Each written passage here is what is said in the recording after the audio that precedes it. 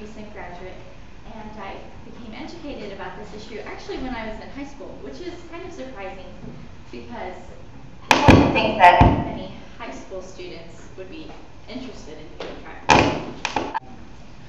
But unfortunately, I grew up in an area, Daytona Beach, Florida, where prostitution was very common. So this led to my immediate interest into human trafficking. More so, I was just curious to find out if there's such a thing as child prostitution, and unfortunately, I found out about that very quickly, and that became my interest in human trafficking. Once I moved here to university, to go to the University of Florida here in Gainesville, I became more interested. I was pursuing more avenues to find out more about human trafficking, and I attended a church here locally called First Assembly, where we had a program come in called Project Rescue. And this organization, I'm going to give you a little bit of background about them. They're a rehabilitation organization, and they currently serve all over the world. And I'm just going to give you a little bit of information about that, how I got involved and serving in Moldova, and how I'd like to bring that back locally, see what we can do to help out. All right, so Project Rescue, their main aim is to rescue. They started in 1996 in India, where the founders of the organization took a visit into basically the heart of India and into the brothels. They didn't realize that this was such a problem. Within the first day, they found 32 children to bring into their home. So their main goal is to rescue. There are other organizations where they want to prevent the problem, but their first goal is to rescue. Their second goal is to restore. So like I said, they have homes all over the nation and all over the world that work in rehabilitating women. This is a holistic program, so we talked about the individual as a whole and their different needs. And they vary from person to person. So they want to give them a safe place to stay, just help them rehabilitate, teach them even how to eat again, because like you've heard, these women and children and young boys, they have been abused beyond belief, so much so that they're afraid to eat. Basic things that we wouldn't think about are, their life skills for surviving. So they bring them into the home. What I think is great about Project Rescue is that there is not a time limit, because everybody is different, so their individual needs are different, and the timeline that it takes to rehabilitate someone, could be 6 months for another person and 2 years for someone else. So that's part of their restoring. And then their last main aim is to prevent. And like so many other people, they are educating the population, and where they serve internationally, they're working with community leaders to get the word out, to educate people, to let them know about the problem here and around the world. So that is who I interned with. And now, more specifically, this little red dot is Moldova. So I just want to give you a little brief history of Moldova. It was a former Soviet Union country. It's the poorest country in Eastern Europe, and this is what leads to the problem. Personally, I believe that wherever there's poverty, there will be exploitation, and that was clearly demonstrated in Moldova. So you see here on this map, it's a map about trafficking in females, but where the dark green says that trafficking is not illegal and it's very commonly practiced. This is where most of our women were trafficked to. Most of them were trafficked to the Middle East, and most of them were trafficked multiple times. What I do want to note is that these people are just like you and me. They're not people that are broken or less educated than us. In fact, some of these girls, one of the women had a master's education, and she was trafficked by someone in her church. And they said, don't prosecute him because he's a member of our church. Christians don't do that. So it's pretty interesting to see that it's not just, people that are considered vulnerable. It's, in fact, intelligent individuals. And in fact, it's just the manipulation of when there's poverty, there will be manipulation. So I want to tell you a little bit about what I learned working in the home, and I think it's very valuable, is that these women are not just a story and a statistic. So often we want to hear, what is this story? You just want to hear the details. Unfortunately, our society is interested in that. But these people are people just like us sitting here in the community. And fortunately for me, I got to spend 2 summers with them. So the first summer I was there, it was very overwhelming. You got to see, unfortunately, all these broken women that, like I said, they're very cold.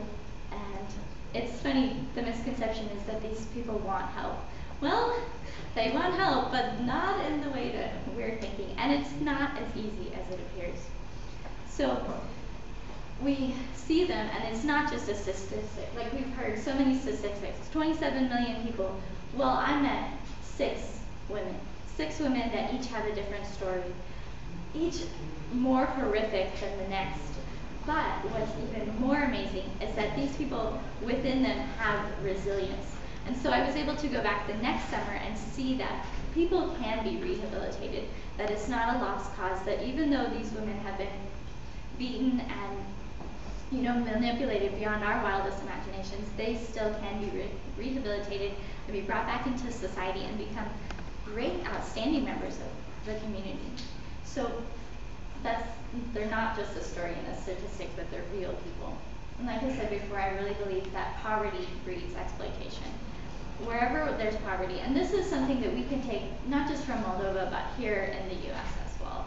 Like we've said before about the different kinds of victims, a lot of it does have to do with poverty, and therefore they have a need that they need to fill. I have on here, it says work abroad. So many of these women were conned into thinking that they're going to have a job, they're going to have a better life in Russia or in England or these other countries where there are jobs available, but these are not the kind of jobs that they're in fact getting.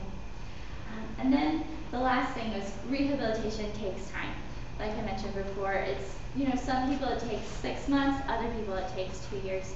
But I think what's really important is to not give up and to know that their needs are specific, and that if you do spend time with them and listen to them, they have a goal, they have a vision. Everybody has a dream of what they want to do, and it just takes time to rehabilitate people, to bring them back to life almost. We said before that they are like zombies. And I can attest, I met these people and they are like zombies, and it is very unfortunate. But a year later I went back, and the same people I saw that were dead and didn't want anything to do with getting help or becoming a better person, they're finishing school, they're taking care of their children. They know how to communicate with one another, and it's phenomenal to see the progress, but it does just take time. So how can you get involved, stop the traffic? We've talked so much about the different organizations, and I'd just like to reiterate, getting involved with your local government agencies, and then find out about your churches. That's exactly how I found out, other religious organizations. I'm sure people here in the community and your churches, they've got organizations that they already work with. One thing I strongly believe in is that we don't need more organizations, that we just use the resources that we have. And so I really would encourage all of you to get informed, do some research and see where you fit in, because there's so many different aspects of this. As you've seen, all of us are so different, and different specialties, but we need to all work together. And so there's something each one of us can do. It might not be, going to Moldova and meeting or just spending time with trafficking victims, but it might be here, educating the community. So that's what I encourage. And then just volunteer locally. We do have local organizations that you can work with, and just kind of get your feet wet, because this is very sticky. And I know that people want to help out with human trafficking, but from personal experience, you need to be very informed and be very sincere. So if you're not willing to take the time to prepare, then I would really wait until you are ready to put in the time that it takes to help people before you go in and you do more harm than good. Because so many times these women have been victimized, and they don't need someone else to come in and just stare at them and ask them your story and this, that, and the other, because it does, it just re-victimizes them, and that's not what they need. We need people that committed volunteers and committed interns. We need that, but we want people that are sincere and really want to fix the problem.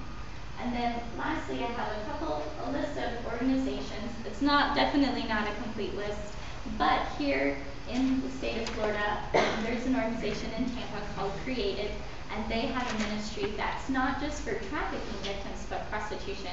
And like we said, prostitution, and I believe prostitution and trafficking go hand in hand.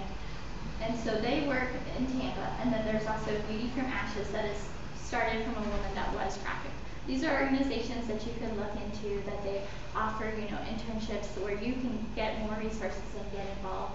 And then nationally, we have the FBI and the Department of Justice, but we also have the Polaris Project, which you can intern in as a college student. And then we have Project Rescue, where I interned, and Abolition 21 with the Hillsong Church, and then the International Justice Mission. So these are just a few of the very long list of organizations that you can get involved in, but I would highly encourage you to get involved. And then lastly, I just want to tell you a little bit about our plans for the future. Like we said before, I'm really praying, and we're developing a home here in Gainesville, hopefully to be part of the Project Rescue mission. And we don't want to create something new. We just want to work off of their model, which has been successful, and then tweak it to make it here for Gainesville, so that in the future, if there are more larger cases, we can have a home and we can bring all the facilities there, so we can make change, and we can help these people rehabilitate, and we'll have it all in one location.